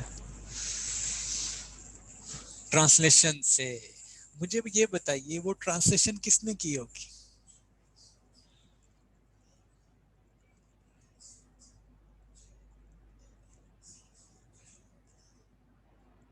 یہی تو مسئلہ ہے, مجھے بتائیں وہ ٹرانسلیشن کس نے کی ہوگی؟ اگر میں نے ڈیسائیڈ کیا کہ مجھے ایک حدیث چاہیے, اور حدیث ہونی چاہیے کون سی؟ صحیح حدیث. 7 شرائط ہیں صحیح حدیث ہونے میں. حدیث متصل ہو, مرفوع ہو, مرسل ہو, عدالت ہو, عقل ہو, ضبط ہو. یہ میں نے کچھ مختلف مشکل ٹرمز بولی ہیں آپ کے سامنے. صحیح حدیث میں یہ 7 طرح کی شرائط ہونی چاہیے, پھر اس کو کہتے ہیں صحیح حدیث. اور میں ہوں اکاؤنٹنٹ, میں ہوں ڈاکٹر, میں ہوں انجینئر, مجھے ان 7 شرائط کے نام ہی نہیں آتے. چیک کرنا تو دور کی بات کہ یہ 7 شرطیں چیک کیسے کرتے ہیں حدیث میں, مجھے تو نام ہی نہیں آتے. کیا مجھے پتا چل جائے گا کہ یہ حدیث صحیح ہے یا ضعیف ہے؟ نو. مجھے کون بتائے گا کہ یہ حدیث صحیح ہے یا ضعیف ہے؟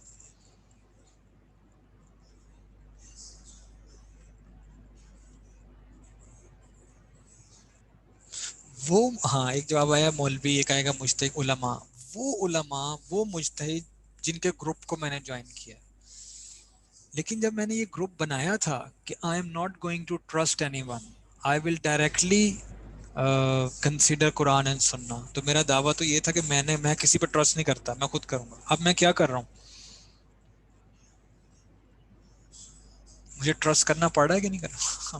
تو یہی تو دوسرا گروپ کہتا ہے کہ جب تم خود ایکسپرٹ نہیں ہو تو ٹرسٹ کر لو. If you are not a doctor, trust a doctor.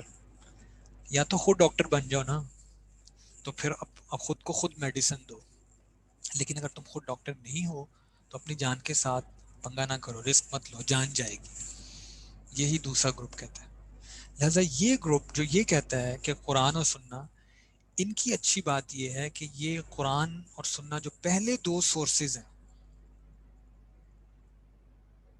جی علیزہ میں یہی تو کہہ رہا ہوں، وہ قرآن اور سننا سے ہی سلوشن نکالتے ہیں، لیکن ان کی جو ریسرچ ہے اس کو فقہ کہتے ہیں. تو ایک گروپ یہ کہتا ہے کہ نہیں، یہ جو خود سوچ لیا نا کہ اچھا اگر قرآن کہتا تو یہ کہتا، یا فلاں آیت سے یہ مطلب نکالا جائے، ہم اس کو نہیں مانتے، ہمیں ڈائریکٹ آیت دکھاؤ یا ڈائریکٹ حدیث دکھاؤ، ورنہ ہم تمہاری عقل کو نہیں مانیں گے. یہی تو اختلاف ہے. تو جو لوگ یہ کہتے ہیں کہ ہم ڈائریکٹ قرآن اور سننا کو چلیں گے، ان کے اوپر اکیڈیمیکلی یہ کوسچن مارک بنایا جاتا ہے کہ آپ بھی تو پھر آپ جتنے بھی لوگ ہو وہ سب کے سب ایکسپرٹ نہیں ہو. تو جو آپ میں سے نان ایکسپرٹس لوگ ہیں ان کو ٹرسٹ کرنا ہی پڑے گا آپ کے گروپ کے ایکسپرٹس کے اوپر. ٹرانسلیشن کسی کی دیکھ کے ماننا پڑے گی کہ ذالک الکتاب لا ریب فیہ، یہ وہ کتاب ہے جس میں کوئی شک نہیں. ذالک الکتاب لا ریب فیہ کی ٹرانسلیشن یہ ہوتی ہے. یہ ٹرانسلیشن کے اوپر اعتماد کرنا پڑے گا. رائٹ؟ یہ حدیث صحیح ہے، فلاں محدث نے کہا کہ یہ صحیح ہے، ٹرسٹ کرنا پڑے گا، کیونکہ خود تو چیک ہی نہیں کرنی آتی، پھر ہی مانو گے کہ یہ صحیح ہے یا نہیں ہے. اور تیسرا جو ایک ان کے اوپر ان سے پوچھا جاتا ہے کہ آپ نے یہ کہا تھا کہ چار لوگوں کی وجہ سے چار مسائل آتے ہیں اور چار رائے سامنے آ جاتی ہیں تو اختلاف پیدا ہوتا ہے. مجھے بتائیں، فرض کریں کہ کچھ لوگوں نے ڈیسائیڈ کر لیا کہ ہم سب خود قرآن اور سنت سے سمجھیں گے اور خود مسئلہ نکال لیں گے، اور فرض کر لیجیے جو گروپ ہے یہ 100 لوگوں کا، تو 100 لوگ جب قرآن و سنت سے اپنا اپنا مسئلہ نکالیں گے تو کتنے پروپوزل سامنے آئیں گے اس مسئلے کے؟ 100. اور اب کتنے آ رہے تھے اسکول آف تھاٹس میں؟ 8 یا 4. یس. تو مجھے بتائیں زیادہ اختلاف کس میں ہوا، 100 میں یا 8 میں؟ لہٰذا یہ جو گروپ ہے ان سے یہ ریکویسٹ کی جاتی ہے کہ if you need to study قرآن اینڈ سننا، you need to be an expert, you need to be a مجتہد. انٹینشن بہت اچھی ہے لیکن ہر شخص کے بس کی بات نہیں ہے. خود قرآن نے کہا ہے، میں نے آپ کے سامنے آیت رکھی تھی کہ تم میں سے ہر ایک نہیں نکل سکتا، تو کیوں نہ ہر گروپ میں سے کچھ لوگ نکلیں اور وہ قرآن کی سمجھ حاصل کریں. لہٰذا بات بہت اچھی ہے، قرآن سے ہی سمجھنا چاہیے. قرآن اور حدیث کی موجودگی میں تو ضرورت ہی نہیں ہے تیسری چیز پہ جانے کی، لیکن سوال یہ پیدا ہوتا ہے کہ کیا میرے اندر یہ ایبلٹی ہے کہ میں قرآن اور سنت سے ڈائریکٹ مسئلہ نکال سکوں؟ اور جو مجتہدین ہوتے ہیں نا ان میں یہ ایبلٹی ہوتی ہے. اس لیے میں آپ کو مزے کی بات بتاؤں کہ جو مجتہدین ہوتے ہیں نا، جتنے بڑے بڑے نام ہیں، یہ ایک دوسرے کی فقہ کو فالو نہیں کرتے، کیونکہ ان کے اپنے اندر اتنے ہیں. ڈاکٹر اتنا بڑا ڈاکٹر ہے یار، میڈیسن کا اسپیشلسٹ ہے، وہ کسی اور ڈاکٹر کے پاس تھوڑی جائے گا، پوری دنیا کو پرسکرپشن دیتا ہے، اس کو پتا ہے کہ مجھے یہ ڈیزیز ہے، مجھے یہ کرنا ہے. ٹھیک ہے، وہ ریفرنس کے لیے کچھ چیزیں ضرور دیکھ لے گا، کچھ سکینز اپنی رپورٹس وغیرہ کروا لے گا، لیکن اس نے ڈیسیژن خود لینا ہوتا ہے. اس لیے اچھا اب دوسرے گروپ کی طرف آتے ہیں. جو ہم میں سے ایک گروپ خوش ہو رہا تھا نا کہ دوسرا گروپ ابھی بھاری چل رہا ہے، ذرا اب اس گروپ کا بھی تھوڑا سا انالیسس کرتے ہیں. اور یہ ایکیڈیمک انالیسس ہے، بائسڈ نہیں ہے. جن لوگوں نے یہ فیصلہ کیا تھا کہ ہم نے ٹرسٹ کرنا ہے، ہم نے فقہ حنفی کو ٹرسٹ کرنا ہے، شوافے کو ٹرسٹ کرنا ہے، حنبلہ، مالکیہ، عباسیہ، جعفریہ، زیدیہ، ان سب کو ہم نے فالو کرنا ہے. ٹھیک ہے. اور فقہ ظاہری بھی ایک ہوتا ہے.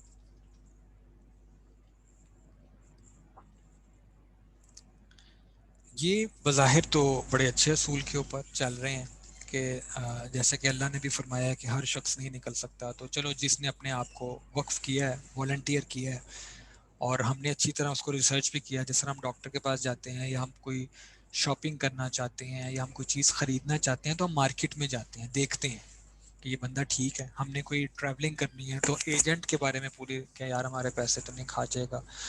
جہاں بھی پیسہ خرچ کرنے کا معاملہ ہوتا ہے نا, ہم اچھی طرح مارکیٹ وزٹ کرتے ہیں, پیسہ نہ ڈوب جائے. تو جس شخص کو اپنے ایمان کی فکر ہوگی نا, وہ ایمانی مارکیٹ فالو کرے, ساری وزٹ کرے گا کہ کون کون لوگ بیٹھے ہوئے ہیں جو واقعی قرآن اور حدیث کے ایکسپرٹس ہیں, ایمان کے ڈاکو نہیں ہیں, مجھے غلط طرف نہیں لگائیں گے, میرے عقیدے خراب نہیں کریں گے, مجھے واقعی ہی جنت کے راستے پہ ڈالیں گے. تو ایک تو میں یہ سوال کرنا چاہتا ہوں, آپ اس کا جواب خود ہی سوچیے گا اور اپنے آپ کو دے دیجیے گا, کیا آج ہماری کوئی ایفرٹ ہے کہ ہم ایمان کے ان ایکسپرٹس کی مارکیٹ کو ذرا دیکھیں. جس طرح ہم ایک معمولی سا کپڑا, ایک معمولی سی پارٹ آف مشینری ہے, معمولی سی چیز خریدنی ہو, میں دنیاوی لحاظ سے اس کو معمولی کہہ رہا ہوں, ہم اس کے لیے اتنے وزٹس کرتے ہیں, اتنے لوگوں سے پوچھتے ہیں, ڈاکٹر کے بارے میں لوگوں سے پوچھتے ہیں, یار کوئی ایسا ڈاکٹر بتاؤ کہ بس کمال ہی ہو جائے, اور ایک سے فائدہ نہیں ہوتا, دوسرے تیسرے چوتھے, جب تک آرام نہیں ملتا ہم نہیں بیٹھتے آرام سے. کہ ہم نے کبھی ایمان کے بارے میں بھی اتنا درد لیا ہے کہ یار میں نے جنت میں جانا ہے تو مجھے بتاؤ کہ میں کون سے راستے کو فالو کروں. کبھی سرچ کیا نہیں. ہمارے پاس ایک ہی جواب ہوتا ہے کہ مولوی آپس میں لڑتے رہتے ہیں, لہٰذا مجھے کسی کی بات نہیں سننی, کیونکہ یہ لڑتے ہیں. وہ لڑائی نہیں ہے, وہ اجماع کے پروسیس سے گزر رہے ہیں, وہ کنسنسس کی طرف ابھی آ رہے ہیں ان کی ساتھ, اس وجہ سے وہ مختلف فتوے دے رہے ہیں. جب ان کا کنسنسس ہو جائے گا تو وہ تمہیں بتائیں گے. دوسری بات, جب تم یہ ٹرسٹ کر لیتے ہو کہ ہاں مجھے اس شخص پہ ٹرسٹ ہے, اور میں جو اس کی ریسرچ ہے, جیسے میں نے ابھی آپ کے سامنے ایک مثال رکھی, آپ کو لگتا ہے کہ یار ابو حنیفہ رحمۃ اللہ علیہ کی ریسرچ مجھے سمجھ میں آ رہی ہے کہ مجھے نماز اتر کے ہی پڑھنی ہے, تو میں اتر کے پڑھ لوں گا. آپ کو سمجھ آ رہی ہے کہ مجھے امام شافعی کی بات پہ عمل کرنا ہے, ابھی بھی پڑھنی ہے, اتر کے بھی پڑھنی ہے. آپ کے دل میں شرح صدر ہو گیا کہ نہیں امام مالک ٹھیک کہتے ہیں کہ میرے اوپر اس وقت کوئی اللہ نے مشقت نہیں ڈالی, نہ میں ابھی پڑھوں گا نہ میں بعد میں پڑھوں گا, ٹھیک ہے. تو آپ اپنے شرح صدر کے مطابق چلیں, سب کے ساتھ قرآن اور حدیث ہے.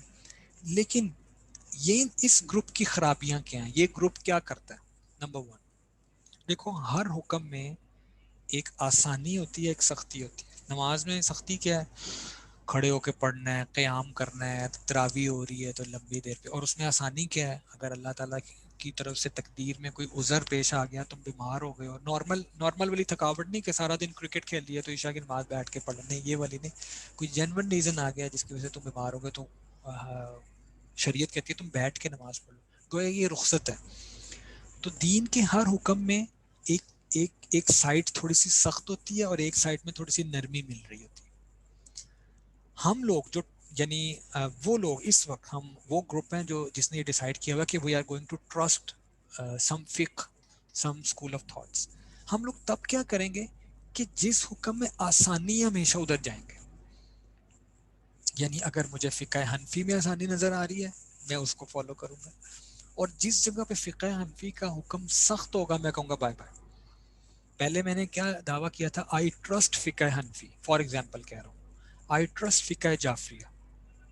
لیکن جیسے دوسری جگہ پہ مجھے آسانی نظر آئی, یعنی وہ میں آپ کو مثال بھی دے دیتا ہوں, آپ کے انٹرسٹ کی بھی ہوگی.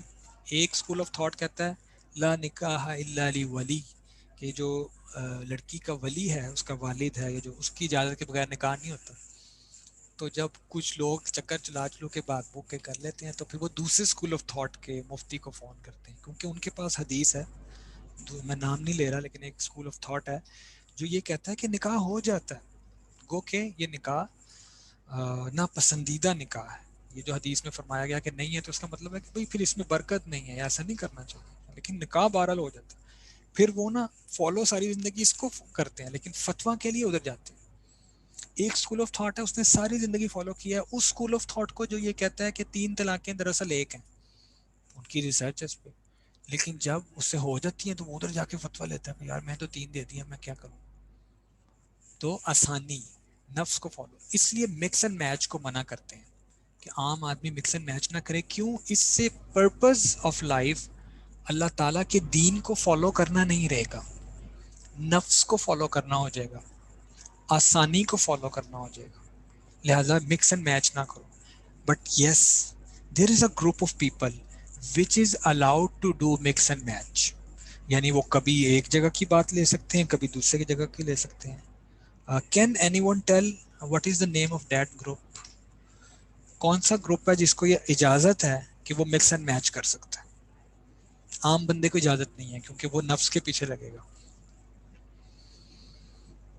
Can anyone tell what is the name of that group which is allowed to do mix and match؟ Maimoona Sadaf yes. Maimoona کو اس مارک پہ میں اس کی اسائنمنٹ میں 2 مارکس دوں گا. میمونہ آپ مجھے یاد کروائیے گا. Thank you very much. مجتہد وائی. اچھا میمونہ اب آپ ہی اس کا آنسر بتا دیں. نمبر آپ کو مل گئے ہیں لیکن آپ نے مجھے یاد کروانا ہے. کیوں مجتہد کو کیوں اجازت ہے؟ عام آدمی تو کی تو اجازت نہیں ہے. ریزن میں نے ویسے بتا دیا.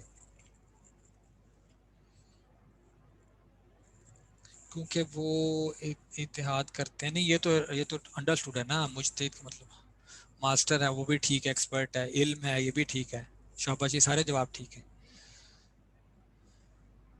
لیکن وہ ایک بات جو آبجیکٹو ہے اس کی زندگی کا. Yes yes yes, this is the answer. Because they need to got 1 point for the امہ. اب میں آپ کو اس کی ایگزامپل دیتا ہوں.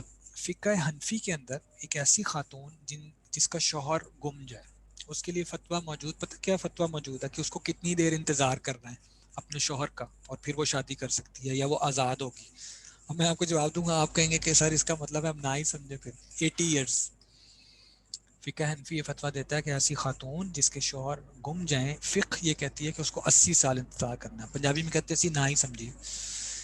اور اس کی ان کے پاس دلیل ہے. وہ یہ ہے کہ دیکھا جائے گا کہ وہ جو شخص جس عمر کا تھا اس کی عمر کے باقی لوگ عام طور پہ کس عمر کو پہنچ کے فوت ہوتے ہیں. تو یہ کنسیڈر کیا جائے گا کہ 80 70 80 سال تک وہ زندہ رہتے ہیں. اس زمانے میں اتنی عمر ہوگی.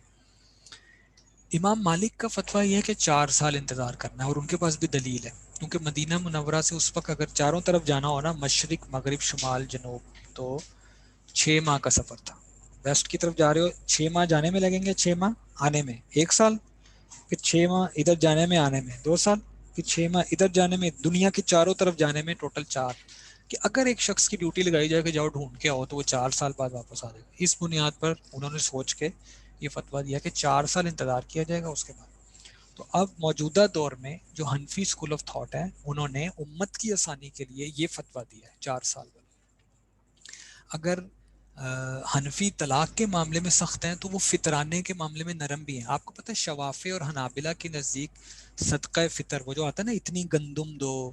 ویسے آپ کی اطلاع کے لیے بتا دوں, ہمارے نزدیک فطرانہ صرف 100 روپے ہے گندم والا, جبکہ جو فطرانہ ہے اس میں کھجور بھی شامل ہوتی ہے, اس میں کشمش بھی شامل ہوتی ہے, اور اس میں گندم بھی شامل ہوتی ہے. تو جو لوگ امیر ہیں صاحب حیثیت ہیں, وہ کشمش ذرا مہنگی ہے, اس میں ذرا نٹس وغیرہ سب کچھ ہوتا ہے, اس کے مطابق دیں جتنا اس کا وزن بنتا ہے. وہ 2 2.5 3 ہزار روپے بنتا ہے. اور جو لوگ کم ہیں وہ کھجور کے مطابق دیں, جتنے اچھی کلو کھجور آتی ہے 800 روپے کلو 12, وہ اتنا دیں. اور جو سب سے کم حیثیت طبقہ ہے وہ 100 روپے والا دے. لیکن معذرت کے ساتھ ہم میں سے ہر بندہ 100 روپیہ دیتا ہے, کیونکہ علم ہی نہیں ہے کہ صدقہ فطر کی 3 4 کیٹیگری دیں. تو بتانا میں یہ چاہ رہا تھا کہ کچھ اسکول آف تھاٹ ہیں جن کے نزدیک اگر گندم کا وہ کیا گیا تو وہ گندم ہی دینی ہے, پیسے نہیں دے سکتے. سونے کی زکوٰۃ سونا ہی کٹ کر کے دینی ہے, پیسے نہیں دے سکتے. سختی لگ رہی ہے نا, لیکن فقہ حنفی نے وہ نرمی دے دی ہے. وہ کہتے ہیں آپ اس کے بدلے میں پیسے بھی دے سکتے ہیں. تو کسی اسکول آف تھاٹ میں اگر ریسرچ کی وجہ سے سختی نظر آتی ہے تو بعض معاملات میں نرمی بھی نظر آتی ہے. نمبر 1. نمبر 2, جو لوگ فالو کرتے ہیں ایک آبجیکشن یہ لگاتے ہیں کہ جی بلائنڈ تقلید کی جاتی ہے. تو ایک تو آپ نے اس چارٹ میں دیکھا کہ اس چارٹ میں زیادہ تر جگہوں پہ اجتہاد کی ضرورت نہیں تھی, 3 جگہوں پہ اجتہاد کی ضرورت تھی. تو تقلید صرف وہاں کی جاتی ہے جہاں اجتہاد کی ضرورت ہو, ورنہ نہیں کی جاتی. جہاں قرآن اور حدیث واضح طور پہ سامنے ہیں وہاں سوری ٹو سے ہم کسی مجتہد کی بات نہیں سنیں گے, ہمیں کسی سے پوچھنے کی ضرورت نہیں ہے. لیکن جہاں سائلنٹ ہیں یا ملٹیپل ٹیکسٹ ہیں, ملٹیپل میننگز ہیں, وہاں پہ ہم رجوع کریں گے. دوسری بات, امام ابو حنیفہ رحمۃ اللہ علیہ چونکہ پاکستان کا جو سرکاری اسکول آف تھاٹ ہے, میجورٹی کی وجہ سے کہہ رہا ہوں, وہ حنفی ہے. آپ نے ٹی وی پہ بھی دیکھا ہوگا, فقہ حنفیہ کے مطابق پاکستان میں زیادہ تر میجورٹی بستے بھی یہ لوگ ہیں, حنفی اور جعفری. تو میں اس وجہ سے ان کی اگزامپل زیادہ دے رہا ہوں. وہ یہ کہتے ہیں کہ ان کے نزدیک عقیقہ کرنا یا ان کے نزدیک ایک دو یہ جو بارش کی نماز ہوتی ہے استسقاء کی نماز, یہ نہیں ہے, یہ پہلے تھی اب نہیں ہے. لیکن خود حنفی یعنی جو ان کو فالو کرتے ہیں, حنفی مجتہدین جو ریسرچ میں ان کے بعد آئے, وہ ان کی اس بات میں ان کو فالو نہیں کرتے کہ امام صاحب نے کہا دیر از نو عقیقہ آف بیبی اور دیر از نو نماز استسقا. وہ امام صاحب کہتے ہیں امام صاحب کی اپنی ریسرچ ہے, ہم اس کو بقول اسکول آف تھاٹ آگے لے کے نہیں چلتے.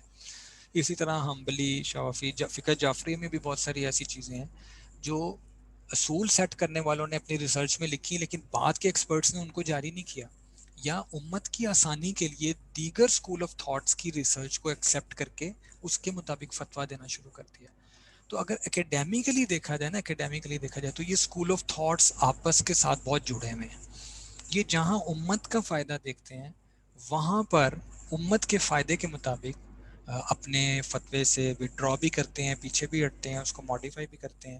یہی وجہ ہے کہ مجتہدین کو مکس اینڈ میچ کرنے کی اجازت ہے کیونکہ ان کے سامنے امت کا مفاد, لیکن ایک عام شخص جو عالم نہیں ہے, جس کے مد نظر صرف اپنے نفس کی آسانی ہے, اس کو مکس اینڈ میچ کرنے کی اکیڈیمیکلی اسکالرز نے اجازت نہیں دی کہ اس طرح تو تم شریعت کے پرپس سے ہی ہٹ جاؤ گے, تمہارا مقصد اللہ کا حکم فالو کرنا نہیں ہوگا, تم ہر وقت دیکھتے رہو کہ میرا نفس کس چیز میں آ سکتا. تو ایک وقت ایسا بھی آ سکتا ہے کہ تمہارا نفس تمہیں حرام کی طرف لے جائے, حلال میں آسانیاں ڈھونڈتے ڈھونڈتے تم حرام کی طرف چلے جاؤ. اور یہاں سے ایک اور پوائنٹ بھی بتا دوں جس پہ بات ختم ہوگی, ابھی ذہن میں آگے اللہ تعالیٰ نے ڈالا ہے کہ بعض اوقات مجتہدین بہت ساری ایسی چیزوں کو بھی حرام قرار دے دیتے ہیں جو اس خاص سینیریو میں حرام ہوتی تو نہیں ہے لیکن ان کا اینڈ حرام پہ ہوتا ہے. ایک مثال لے لو, یہ جو جتنے بھی لوگ آپ کو ہیروین یا میری جوانا یا اس طرح کی چیزیں پیتے ہوئے نظر آتے ہیں نا, ان کا سٹارٹ سگریٹ سے ہوتا ہے. بہت کم آپ نے دیکھا ہوگا کہ جو لوگ نشہ آور ادویات استعمال کرتے ہیں, ڈرگ ایڈکٹس ہیں, وہ اسموکنگ نہ کرتے ہیں, پہلے سادہ پیتے ہیں, اس میں صرف نکوٹین ہوتی ہے, نکوٹین سے اپنے ڈوپامین لیول کو اوپر لے کے آتے ہیں. لیکن ایک اصول ہے, یہ سلیپنگ پلز کا بھی اصول ہے, یہ انٹاکسیکیٹ کا بھی اصول ہے کہ there is a certain dose which is required to boost up that particular level. اس کے بعد جو خاص ہماری باڈی کے اندر ریسیپٹرز ہوتے ہیں, جن کو ڈرگ ریسیپٹرز کہتے ہیں, وہ برن آؤٹ ہو جاتے ہیں اور پھر وہ اس خاص ڈوز کے اوپر رسپانس نہیں کرتے. پھر اس کے لیے ہائر ڈوز ہے ریکوائرڈ. سلیپنگ پیس والوں کے ساتھ یہ پرابلم ہوتا ہے, 1 mg سے اسٹارٹ کریں گے, پھر 1.5, پھر 2 mg, 3 mg ان کو انکریز کرنا پڑتا ہے کیونکہ وہ جو ریسیپٹرز ہیں جو ڈوپامین کو بلاک کر رہے ہیں, گابا ریسیپٹرز ان کو کہتے ہیں, GABA ریسیپٹرز, وہ رسپانس نہیں دیتے. جب وہ رسپانس نہیں دیتے تو ڈوز بڑھانی پڑتی ہے. تو جب نکوٹین کے ایک سگریٹ سے وہ نہیں ہوتا تو پھر 2 سگریٹ, پھر 3, پھر آپ نے دیکھا ہوگا چین اسموکرز ہوتے ہیں. پھر جب اس سے بھی نہیں ہوتا تو وہ کہتے ہیں اچھا یار یہ ایسیٹائل سیلیسیلک اس طرح کی کوئی چیز ہے وہ لاؤ, اور ہیروین کی صورت میں اس کو پینا شروع کرتے ہیں. تو اس وجہ سے جامعۃ الازہر نے یا مصر کے کچھ لوگوں نے یا پاکستان میں بھی کچھ لوگوں نے فتویٰ دیا کہ بھئی اسموکنگ جائز نہیں ہے, کیونکہ اگر یہاں پہ یہ انٹاکسیکیٹ نہیں کر رہی but it will ultimately lead you towards intoxication, اور وہ والی چیزیں جو کہ تمہیں معاشرے کا بھی ایک ناسور بنا دیں گی اور تمہاری اپنی جان بھی خطرے میں آئے گی. تو بعض اوقات علماء کرام ایک چیز کو فورس ہی کرتے ہیں کہ ابھی تو چلو یہ چیز نہیں کر رہی لیکن اس کا اینڈ جا کر حرام یا تمہاری نقصان پر ہوگا, تو وہ اس کو وہیں روک دیتے ہیں. اور اسی بنیاد پر امت کے بہت سارے علماء مختلف بدعات سے بھی روکتے ہیں کہ یار یہ چیز بہت اچھی لگ رہی ہے کرنے میں ابھی, اور تم کہہ رہے ہو کہ یار اپیرنٹلی تو نیکی لگ رہی ہے. لیکن میں آئی ٹیل یو کہ کرسمس کیسے سٹارٹ ہوئی, اگر آپ اس کی ہسٹری پڑھو, یہ بڑا ایک اس کے اوپر ایک پورا سبجیکٹ ہے کمپیریٹیو ریلیجنس کے اوپر. اگر آپ پڑھیں کہ how Christmas and how Christianity starts, تو یہ حضرت عیسیٰ علیہ السلام کے بارے میں نا چرچ سروسز سے اسٹارٹ ہوئی تھی. لوگ سنڈے کو یا 25 دسمبر کو, بائی دا وے پروٹیسٹنٹس اور کیتھولک میں اس پہ بھی اختلاف ہے کہ کرسمس 25 دسمبر کو ہی ہوتی ہے یا آگے, اس میں بہت زیادہ اختلاف ہے. تو لوگ جو ہے نا چرچ سروسز کے لیے اکٹھے ہوتے تھے اور عیسیٰ کے بارے میں کچھ بات کی جاتی تھی. لیکن آج کرسمس کا مطلب آپ کے سامنے, آج سب سے زیادہ جو الکوہول انٹیک جس ایک نائٹ پہ ہوتا ہے وہ کرسمس نائٹ, سب سے زیادہ جو ریپ ہوتے ہیں وہ اس کرسمس نائٹ کے اوپر ہوتے ہیں. سٹارٹ کہاں سے ہوئی تھی؟ ایک نیک کام سے, لیکن اینڈ یہاں پہ ہوئی. اسی بنیاد پہ ہماری امت کے بھی بہت سارے علماء, بہت سارے ایسے کام جو اپیرنٹلی صحیح لگ رہے ہوتے ہیں لیکن وقت کے ساتھ ساتھ ان میں چینجز آ رہی ہوتی ہیں, وہ دین کا حصہ بن رہی ہوتی ہیں, وہ عام لوگوں کے لیے مشکلات کا سبب بن رہی ہوتی ہیں. ان چیزوں کو کرنے کے لیے بجلی چوری کی جا رہی ہوتی ہے اور بہت ساری ایسی چیزیں کی جا رہی ہوتی ہیں جو کہ اٹ سیلف حرام ہے. تو اس کو دیکھتے ہوئے علماء فتویٰ دے دیتے ہیں کہ یہ چیز دیکھ ابھی تو کوئی حرج نہیں ہے ان کے کرنے میں, لیکن کچھ سال بعد شاید ان میں کچھ چیزیں ایسی انوالو ہو جائیں جن سے دین روکتا ہے. تو علماء ان چیزوں کو فورس ہی کرتے ہوئے بھی بعض اوقات فتویٰ دے دیتے ہیں. اس بات کا بھی خیال رکھنا بہت ضروری ہے. سو جی نیو ایئر یہ ایک آپ نے اچھی ایگزامپل دی. اسموکنگ کے بارے میں متفقہ فیصلہ اس وقت میجورٹی آف امت کا یہ ہے کہ اٹ از حرام. میجورٹی نے یہ فتویٰ دیا حرام. خاص طور پہ مسلمان کے لیے اس لیے بھی مکروہ تحریمی بعض لوگوں نے اس کو کہا ہے. جو لوگ کہتے ہیں نا کم لوگ کہ یہ حرام نہیں ہے, مکروہ تحریمی کہتے ہیں. مکروہ تحریمی کا مطلب ہوتا ہے نیئر ٹو حرام, یعنی ایسا بندہ حرام سے بچ نہیں سکتا. میں نے اس کی آپ کو ایگزامپل دی تھی. اسموکنگ والا بندہ ایڈکشن سے بچ نہیں سکتا, ملتا ہے اس کو. So any questions, that's all for our second module انشاءاللہ. Emergence of school of thoughts ہے, وہ میں آپ کے ساتھ شیئر کروں گا. بہت انٹرسٹنگ ہے, آپ پڑھیے گا. آپ کو پتہ ہونا چاہیے کہ مختلف اسکول آف تھاٹس کیسے وجود میں آئے. سو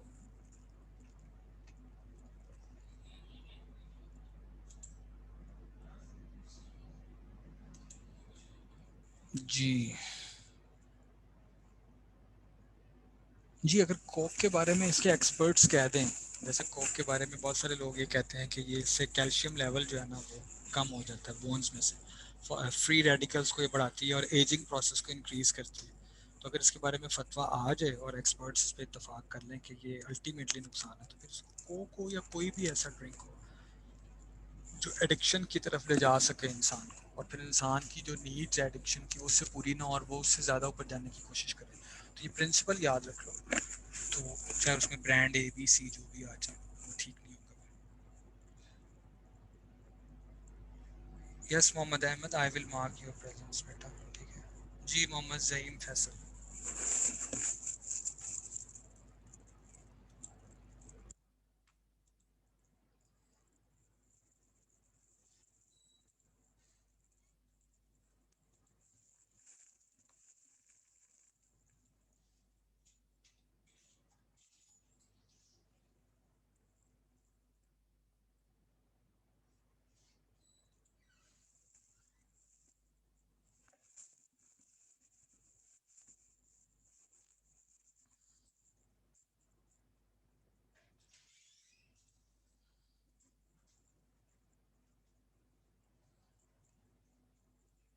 جتنے لوگوں کی اٹینڈنس رہ جاتی ہے نا, وہ پچھلے نیو لیکچر کریٹ ہونے سے پہلے بتانا ضروری ہے. آج کا لیکچر کریٹ ہو چکا ہے تو جو پچھلے رہ گئی تھی وہ میں اس کو ایڈٹ نہیں کر سکتا.